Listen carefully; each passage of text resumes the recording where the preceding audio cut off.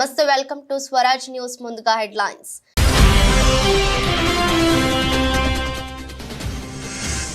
విదేశీ పర్యటన ముగించుకొని హైదరాబాద్ చేరుకున్న సీఎం రేవంత్ రెడ్డి టీం. శంషాబాద్ వద్ద ఘన స్వాగతం పలికిన పార్టీ నాయకులు, కార్యకర్తలు.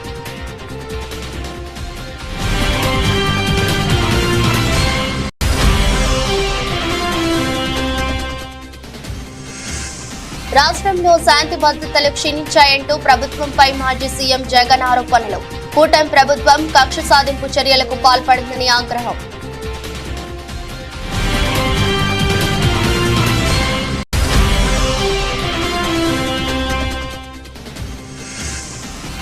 ఢిల్లీ ముఖ్యమంత్రి కేజ్రీవాల్ కు చుక్కెదురు. మధ్యంతర బెయిల్ ఇవ్వలేమన్న సుప్రీంకోర్టు.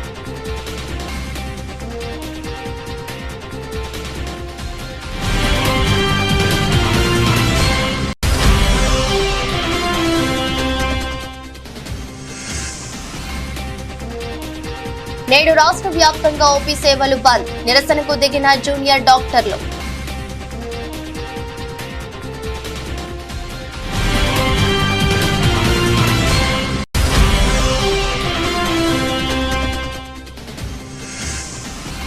బంగ్లా ఇంగ్లాండ్ సిరీస్లకు వేదికలు మార్పు. బంగ్లాలో తొలి టీ20 గ్వాలియర్ కు తరలింపు.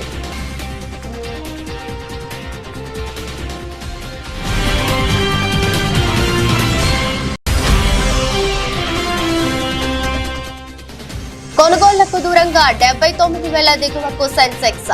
ఒక్కరోజే 693 పాయింట్లు పతనం. 208 పాయింట్లు దిగజారిన నిఫ్టీ.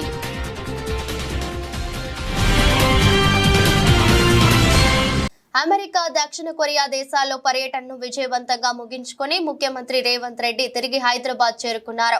10 రోజుల పాటు సాగిన పర్యటన పూర్తి చేసుకుని హైదరాబాద్ చేరుకున్న సందర్భంగా విమానాశ్రయంలో ఆయనకు ఎంపీలు, ఎమ్మెల్యేలు, పార్టీ శ్రేణులు పెద్ద ఎత్తున స్వాగతం పలికారు.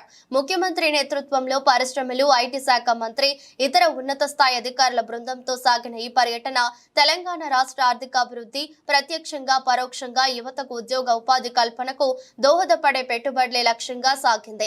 50కి పైగా రౌండ్ టేబుల్ సమావేశాలు, సదస్సులు, ముఖాముఖి సమావేశాల్లో పాల్గొని ప్రణాళికలను సమగ్రంగా వివరించారు. పెట్టుబడులకు తెలంగాణలో ఉన్న సానుకూలతలను వివరించారు. తెలంగాణ భవిష్యత్ను తీర్చిదిద్దే ప్రణాళికలను సోదాహరణంగా సదస్సులో వివరించారు. ప్రతిష్టాత్మకంగా చేపట్టిన Musi river front development project Hyderabad నగరాన్ని ప్రపంచంలో అగ్రస్థానంలో నలపాలని లక్ష్యాలను తెలిపారు. మా పర్యటన ఫ్లాప్ అయిందో సక్సెస్ అయిందో ప్రజలకు తెలుసుని మంత్రి శ్రీధర్ బాబు అన్నారు. తెలంగాణలో పెట్టుబడులు పెట్టేందుకు అనేక కంపెనీలు ఆసక్తి చూపెట్టాయన్నారు. ఒక్క నిమిషం కూడా వేస్ట్ చేయకుండా ప్రతి నిమిషాన్ని తెలంగాణ అభివృద్ధి కోసం వినియోగించామని మంత్రి చెప్పుకొచ్చారు. అగ్రిమెంట్ వారు చేసుకుంటే వారు అప్పుడు పెట్టాలి కదా, వారు ఒక్కసారి ఫోటో దిగిపోగానే అగ్రిమెంట్ అవుతుందా? ఒక్కసారి అగ్రిమెంట్ చేసుకున్న వాళ్ళు ఇంకోసారి అగ్రిమెంట్ చేసుకుంటారు ఎవరన్నా? సరే మేమంటే చేసుకుంటాం అనుకో, పరిశ్రమలకు సంబంధించి మరొకసారి అగ్రిమెంట్ చేసుకుంటారా? ఆ రోజు వారి పరిచయం అయినంత మాత్రాన ఆ రోజు వారికి నమ్మకం లేకుండానేమో ఈ రోజు మేము పరిచయం అయ్యి మా ఆర్థిక విధానాలు ఈ విధంగా ఉంటాయి, మా రాష్ట్రానికి సంబంధించిన విధి విధానాలు ఈ విధంగా ఉంటాయని నమ్మకం ఇస్తే వారు ఎంఓయూలు కానీ అగ్రిమెంట్లు చేసుకోవడం జరుగుతుంది. ఇది పరిశ్రమలకు సంబంధించి విధి విధానాలు ఈ విధంగా ఉంటాయి. ఈరోజు ఎందుకు అప్పుడే ఇంకా 7 నెలలు కాకముందే అప్పుడే ఇంకా రాబోయే కాలంలో ఇంక ఈ విధంగా ఎన్నో చూస్తే ఇంకెంత భయపడటం, ఆందోళన చెందడం జరుగుతుందో కనబడతా ఉంది. సో మూసీ సుందరీకరణ ఎంతవరకు సక్సెస్ అయింది?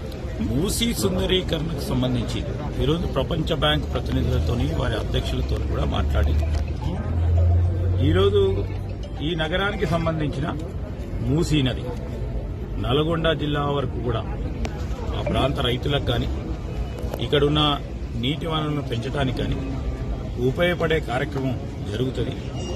ఇది కూడా ఒక ఆర్థిక ఇంజన్ గా మనం రాబోయే కాలంలో ఈ సిటీలో దాదాపు 65 కిలోమీటర్ పూర్తి స్థాయిలో ప్రవహించే ఈ నదికి సంబంధించి రీజనరేట్ చేయాలనే ఒక ఆలోచన వారు ముందట పెట్టడం జరిగింది. వారు కూడా వరల్డ్ బ్యాంక్ సంబంధించిన ప్రతినిధులు కూడా ఒక మంచి ఆలోచన చేస్తా ఉన్నారు.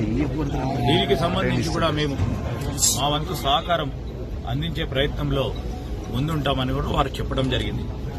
మరి మేము మా రిపోర్ట్స్ తయారు చేయడం కానీ ఈరోజు బ్యాంకుల వరల్డ్ బ్యాంకు సంబంధించి కానీ ఇతర ప్రతినిధులతో మూసీ నదిని ఏ విధంగా రీజనరేట్ చేయబోతా ఉన్నామో చెప్పి వారి సహకారం కూడా తప్పకుండా తీసుకోవడం జరుగుతుంది. Okay sir. తాను అధికారంలోకి ఉంటే పథకాలన్నీ ప్రజలకు అందేవని మాజీ ముఖ్యమంత్రి వైఎస్ జగన్ అన్నారు. రైతులు సంతోషంగా ఉండేవారని, విద్యా దీవెన, వసతి దీవెన అంది పిల్లల తల్లుల్లో ఆనందం వెళ్లి విరిసేదని పేర్కొన్నారు. విశాఖ స్థానిక సంస్థల ఎమ్మెల్సీ ఎన్నికల సందర్భంగా అనకాపల్లి, చోడవరం, మాడుగుల నియోజకవర్గాలకు చెందిన ఎంపీటీసీలు, జడ్పీటీసీలతో తాడేపల్లిలోని క్యాంపు కార్యాలయంలో సమావేశమయ్యారు. ఈ సందర్భంగా మాట్లాడుతూ జగన్ అధికారంలో ఉంటే సకాలంలో షెడ్యూల్ ప్రకారం అన్ని వర్గాలకు పథకాలు అందేవని గుర్తు చేశారు. ప్రతి ఇంటికి మంచి చేశామని, చేసిన మంచి ఎక్కడికి పోదని, వచ్చే ఎన్నికలు మనకు శ్రీరామరక్ష అని పేర్కొన్నారు. వైసీపీ అధికారంలో లేకపోవడంతో ప్రభుత్వ పథకాలు పేదలకు అందడం లేదని ఆరోపించారు. రాష్ట్రంలో శాంతి భద్రతలు క్షీణించాయని, రెడ్ బుక్ పాలన నడుస్తోందని, కూటమి ప్రభుత్వం కక్ష సాధింపు చర్యలకు పాల్పడిందని ఆగ్రహం వ్యక్తం చేశారు. ఎవరికైనా, ఏ పార్టీకైనా కష్టాలు ఎల్లకాలం ఉండవు, చీకటి తరువాత వెలుగు ఉంటుందని వెల్లడించారు.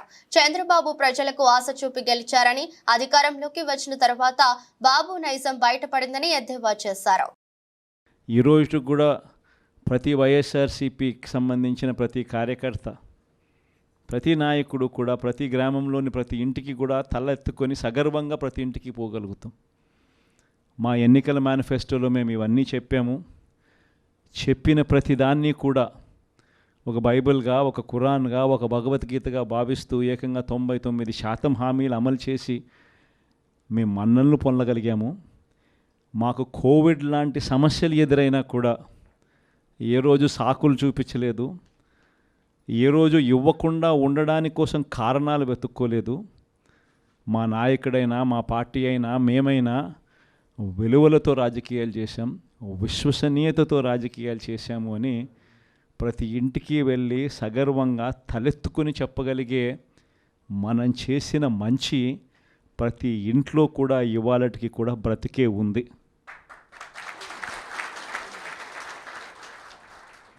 ఈ మంచి ఎక్కడికి పోలేదు. కానీ వాళ్ళు చేసిన మోసం, ప్రతి ఇంటికి వెళ్ళి ఓట్లు అడిగేటప్పుడు అక్కడ చిన్నపిల్లలు కనపడితే నీకు 15,000, నీకు 15,000, నీకు 15,000, నీకు 15,000, సంతోషమా?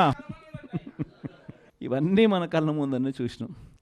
అంటే ఇటువంటి ప్రలోభాలకు ప్రజలు కూడా ఏమో జగన్ చేసినాడు కదా, జగన్ బాగానే చూసుకున్నాడు మమ్మల్ని అందరినీ, జగన్ పలావ్ పెట్టాడు, చంద్రబాబు నాయుడు బిర్యానీ పెడతానంటున్నాడు, జగన్ కన్నా చంద్రబాబు నాయుడు వయసులో పెద్దోడు కదా, మరి జగన్ పలావ్ పెట్టినాడు అని అంటే చంద్రబాబు బిర్యానీ పెడతాడేమో అని ప్రజలందరూ కూడా కాస్త కూస్తో మోసపోయి చంద్రబాబు నాయుడు వైపున చెయ్యిపోయింది.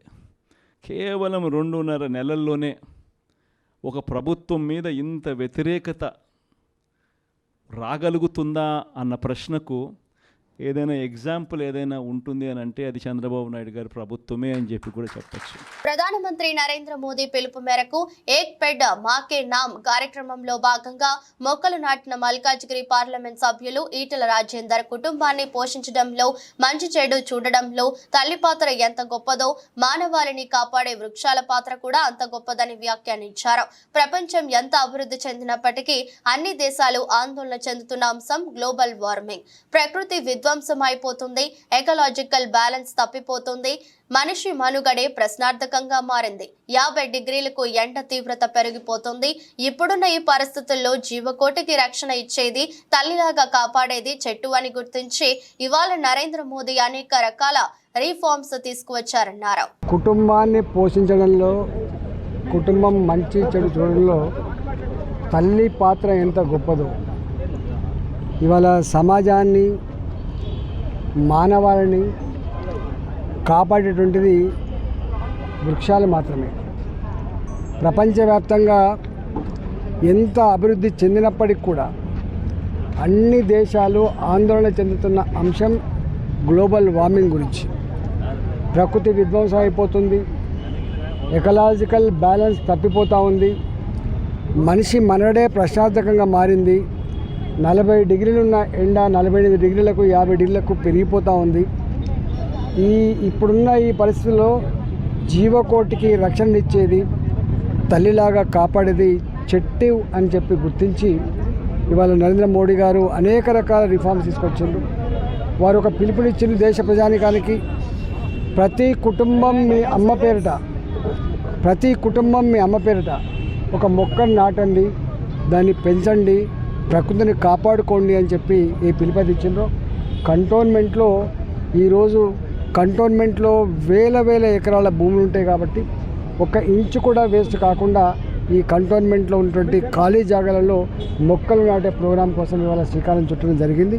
దీన్ని గొప్పగా అందిపుచ్చుకొని కొనసాగించాలని చెప్పి ప్రజలకు విజ్ఞప్తి చేస్తున్నారు. కేసీఆర్ కమిషన్ల కోసమే డిజైన్లు మార్చారు, ప్లేస్ మార్చారు అని అంటున్నారు. మరి మీరు డిజైన్ చేసిన రాజీవ్ సాగర్ వేలేరుపాడులో ఉంది.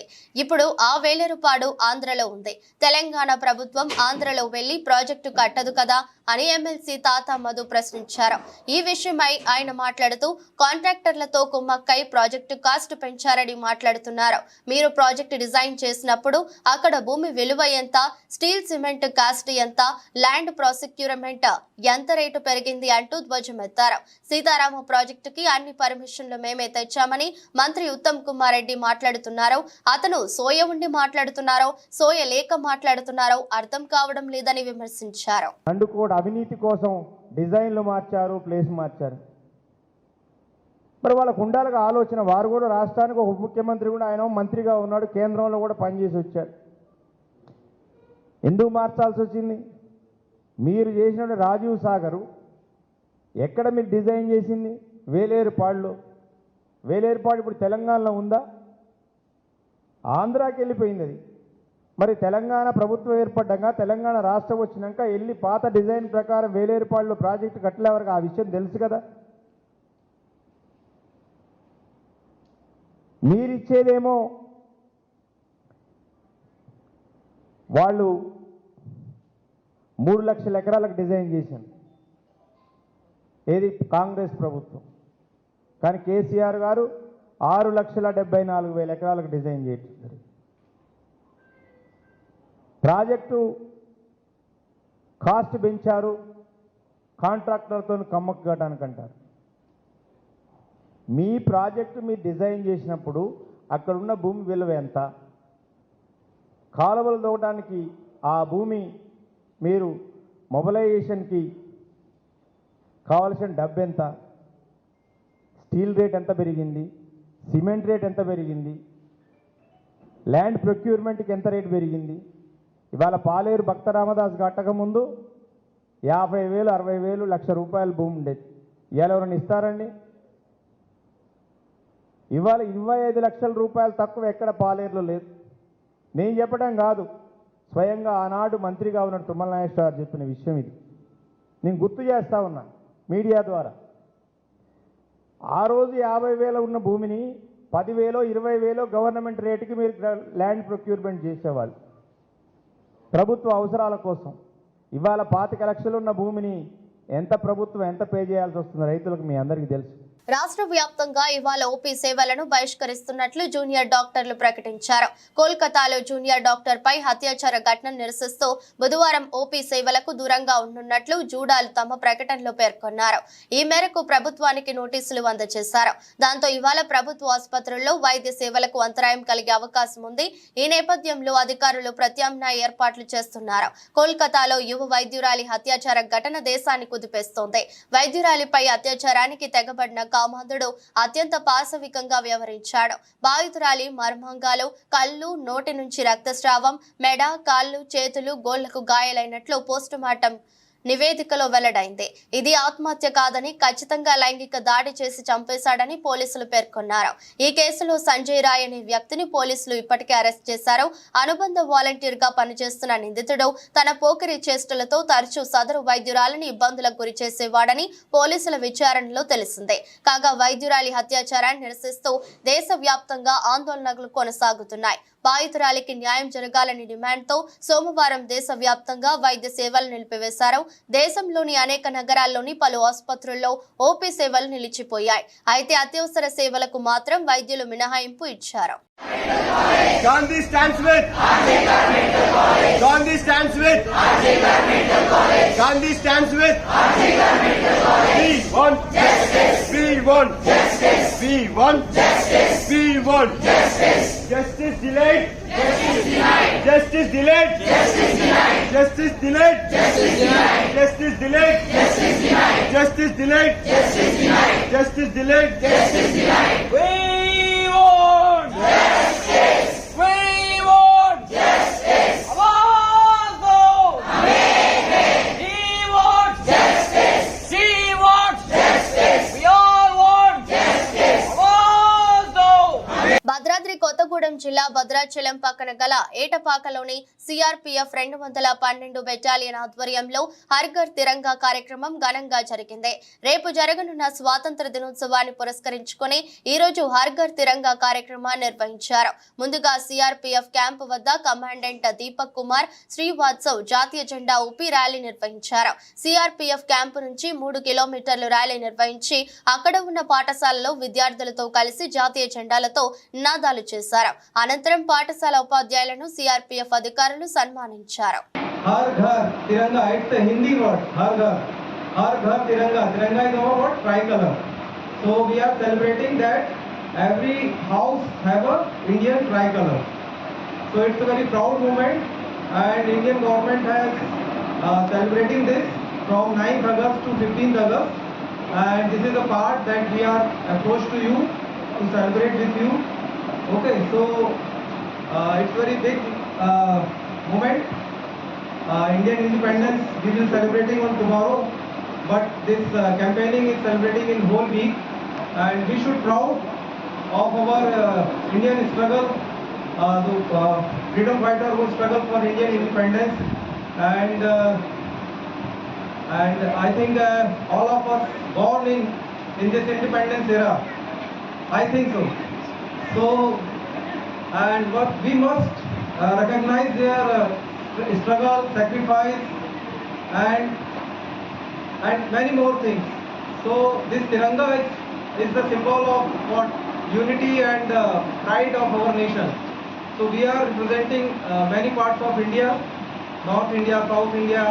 Many cultural differences are there, but in by this celebrating the freedom festival, we are showing our unity and togetherness. So I request all of you to celebrate this festival very joy and happiness. And you know, this Tiranga is what we are adopting since independence. We have very restrictions for hosting it because of its dignity and decorum and respect. But after fighting some court judgment, or we received the court judgment, we have now every Indian citizen can host their Indian flag in their house. So it's a very big and proud moment, and we should appreciate it, and we should respect it, and it generates a deep sense of patriotism among ourselves. Ambapuram AgriGold వ్యవహారంలో ACB అధికారులు మాజీ మంత్రి జోగి రమేష్ తనయుడు జోగి రాజీవ్ ను arrest చేసిన సంగతి తెలిసిందే. ఈ కేసుకు సంబంధించి ఏసీబీ అదనపు ఎస్పీ సౌమ్యలత మీడియా సమావేశం నిర్వహించారు. ఈ సందర్భంగా మాట్లాడుతూ అగ్రిగోల్డ్ భూముల వ్యవహారంలో జోగి రమేష్ పాత్ర ఉన్నట్లు నిర్ధారణ అయితే ఆయనపైన కేసు నమోదు చేస్తామని స్పష్టం చేశారు. అగ్రిగోల్డ్ భూముల వ్యవహారంలో అవకతవకలు జరిగాయని తెలిపారు. ఈ కేసులో జోగి రాజీవ్ ను సర్వేయర్ రమేష్ ను అరెస్టు చేశామని చెప్పారు. అగ్రిగోల్డ్ భూముల సర్వే నెంబరును మార్చారని, పీసీ యాక్ట్ కింద కేసులు నమోదు చేశామని వెల్లడించారు. అంటే ఎంఆర్ఓ గారికి వాళ్ళు ఇందులో ఏంటి జరిగింది, అసలు సర్వే ఎలా రెక్టిఫికేషన్ జరిగింది అని వాళ్ళు అడిగారు. దాని మీద ఎంఆర్ఓ గారు ఒక రిపోర్ట్ ఇచ్చారు. ఆ రిపోర్ట్ ని మాకు ఇందులో ఎంఆర్ఓ గారు ఇచ్చిన రిపోర్ట్ లో వీళ్ళందరూ ఇన్వాల్వ్మెంట్ ఉంది, వీళ్ళందరూ పబ్లిక్ సర్వెంట్స్ కాబట్టి ఏసీబీ డీల్ చేసి ఎంక్వైరీ చేసి డీల్ చేస్తే సబ్మిట్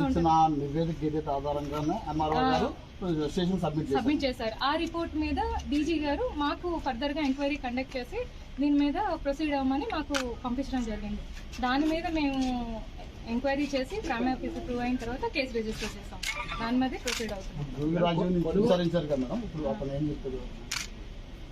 అంటే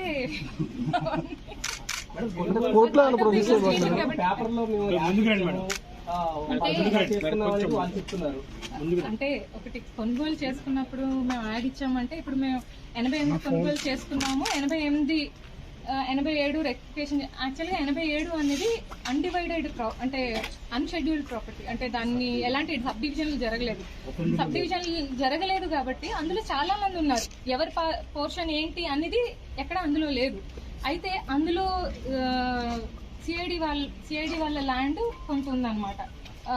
2290 గజాల వరకు అబ్బా శేషనారాయణ వాళ్ళ ల్యాండ్ సిఐడి వాళ్ళ అటాచ్మెంట్ లో ఉంది.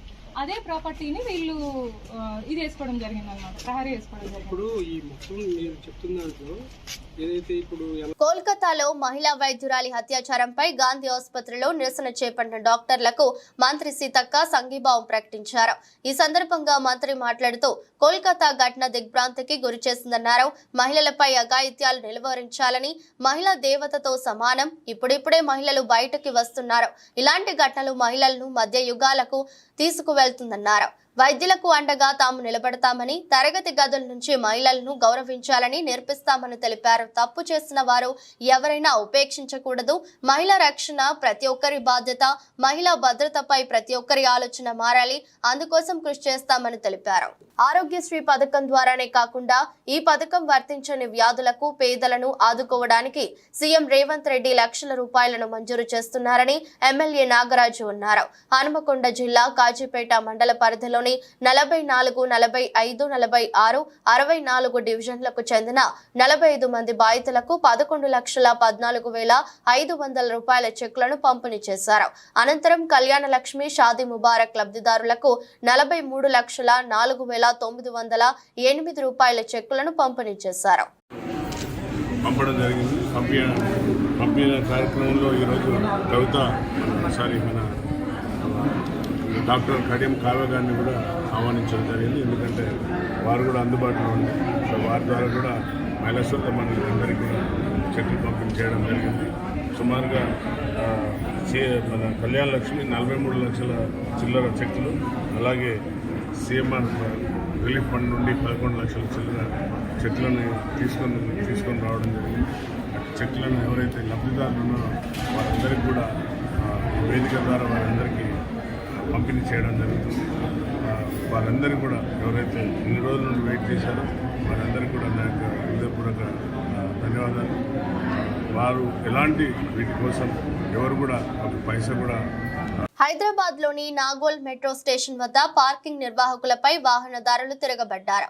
ఫ్రీ పార్కింగ్ స్థలంలో పెయిడ్ పార్కింగ్ పెట్టడంతో వాహనదారులలో గందరగోళం నెలకొంది. పెయిడ్ డబ్బులు కూడా పార్క్ హైదరాబాద్ అనే యాప్ నుంచి కట్టమని కండిషన్ పెట్టారు.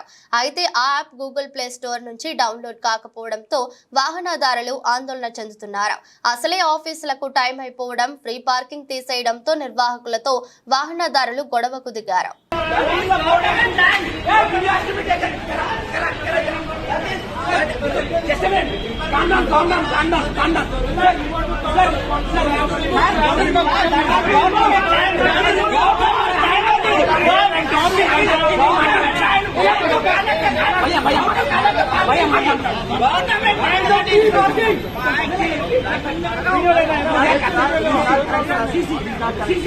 All of a sudden these things are happening. Only the board has been fixed. There is no information in prior. And the quantity is what they are charging, which is very much too much. And the people who are traveling from such a long distance, they not even getting this seat. To be frank, I will wait every day. I'll wait 20 minutes. It is not only my problem, everyone. All the employees should be asked to be. We are the people who are paying regularly tax. There are big people who are not paying the tax. There is lots of black money there. Corporate tax is happening. And according to the slab rates, we are paying the tax. ఒకటి అడుగుతా, ఈ నుంచి last తెచ్చుకోనికి 1 hour journey, ఆ నుంచి ర్యాపిడో పెట్టుకుని పోతే 1.5 hour పోతుంది. మాకు ట్రావెలింగ్ కి 3 అవర్స్ పోతుంది. 9 అవర్స్ ఆఫ్ డ్యూటీ అంటే మళ్ళీ ఎక్స్ట్రా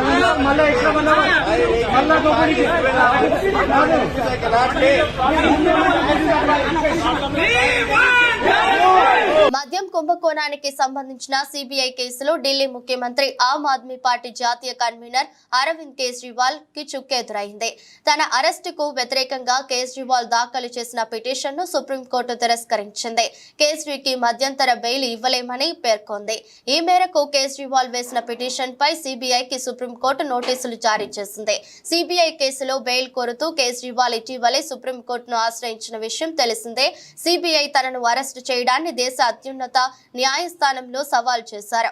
ఈ కేసులో కేజ్రీ రెగ్యులర్ బెయిల్ కోసం పిటిషన్ వేసినట్లు ఆప్ న్యాయ బృందం సోమవారం తెలిపింది. దీంతో పాటు గతంలో ఈ కేసులో ట్రయల్ కోర్టు తనకు ఇచ్చిన మధ్యంతర బెయిల్ పై హైకోర్టు స్టే విధించడాన్ని వ్యతిరేకిస్తూ మరో 2 పిటిషన్లు దాఖలు చేశారు. ఈ పిటిషన్లపై సుప్రీంకోర్టు ఇవాళ విచారణ జరిపింది.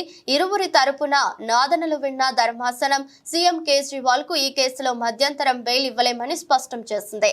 ఈ మేరకు కేజ్రీ పిటిషన్ పై సమాధానాన్ని కోరుతూ సిబిఐకి నోటీసులు జారీ చేసింది. తదుపరి విచారణను ఈ నెల 23కు వాయిదా వేసింది. స్వదేశంలో బంగ్లాదేశ్ తో జరగబోయే T20 సిరీస్ తో పాటు టీమిండియా వచ్చే ఏడాది ఇంగ్లాండ్ తో ఆడనున్న సిరీస్ వేదికల్లో మార్పులు చోటు చేసుకున్నాయి. ముందుగా నిర్ణయించిన షెడ్యూల్ ప్రకారం అక్టోబర్ 6న ధర్మశాలి వేదికగా భారత జట్టు తొలి T20 ఆడాల్సి ఉండగా స్టేడియంలో మరమ్మతుల కారణంగా ఆ మ్యాచ్ ను గ్వాలియర్ కు తరలించారు. మిగిలిన మ్యాచ్లలో మార్పులేమీ లేవు. ఇక తొలుత ప్రకటించిన షెడ్యూల్ ప్రకారం ఇంగ్లాండ్ తో T20 సిరీస్ లో భాగంగా 2025 జనవరి 22న చెన్నైలో మొదటి, 25న కోల్కతాలో రెండో మ్యాచ్ జరగాల్సి ఉంది. కానీ ఈడెన్ గార్డెన్ లో తొలి T20 చెపాక్ లో రెండో T20 జరుగుతాయని బీసీసీఐ ఒక ప్రకటనలో తెలిపింది. దేశీయ స్టాక్ మార్కెట్లో మంగళవారం భారీ నష్టాలకు లోనయ్యాయి. బాంబే స్టాక్ ఎక్స్చేంజ్ ప్రధాన సూచీ సెన్సెక్స్ 612.89 పాయింట్లు లేదా 0.87% క్షీణించి 79,000 స్థాయికి దిగువన 78,956.03 వద్ద ముగిసింది. ఒకానొక దశలో 759.54 పాయింట్లు పడిపోయింది. ఇక నేషనల్ స్టాక్ ఎక్స్చేంజ్ సూచీ నిఫ్టీ 208 పాయింట్లు లేదా 0.85% కోల్పోయి 24,139 వద్ద స్థిరపడింది.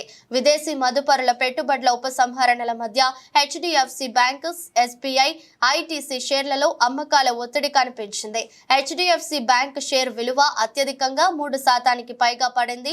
కమాండిటీ, బ్యాంకింగ్, ఫైనాన్షియల్ స్టాక్స్ ను ఇన్వెస్టర్లు దూరం పెట్టారు.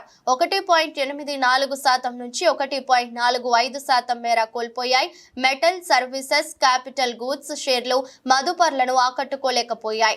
1.37% నుంచి 0.84% మేర పడిపోయాయి. అలాగే BSc small cap 1.16%, mid cap 0.98% తగ్గాయి.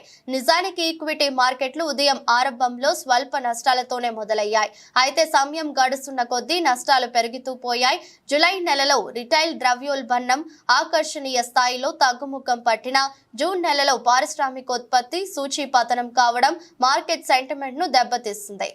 వార్తలు ముగించే ముందు మరోసారి హెడ్లైన్స్.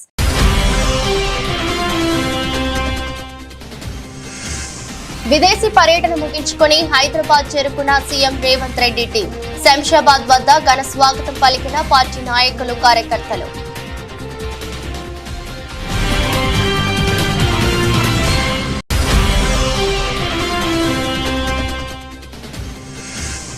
రాష్ట్రంలో శాంతి భద్రతలు క్షీణించాయంటూ ప్రభుత్వంపై మాజీ సీఎం జగన్ ఆరోపణలు. కూటమి ప్రభుత్వం కక్ష సాధింపు చర్యలకు పాల్పడిందని ఆగ్రహం.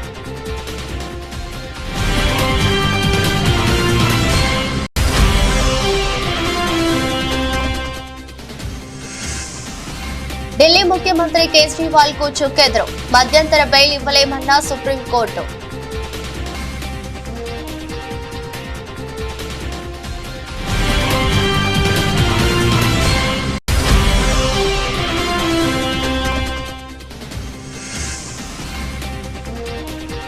నేడు రాష్ట్ర వ్యాప్తంగా ఓపీ సేవలు బంద్. నిరసనకు దిగిన జూనియర్ డాక్టర్లు.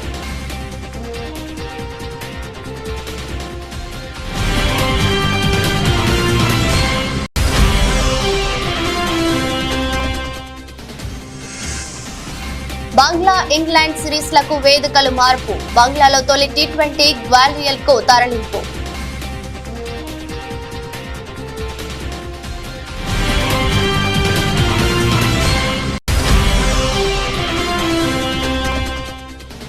కొనుగోళ్లకు దూరంగా 79,000 దిగువకు సెన్సెక్స్. ఒక్కరోజే 693 పాయింట్లు పతనం, 208 పాయింట్లు దిగజారిన నిఫ్టీ.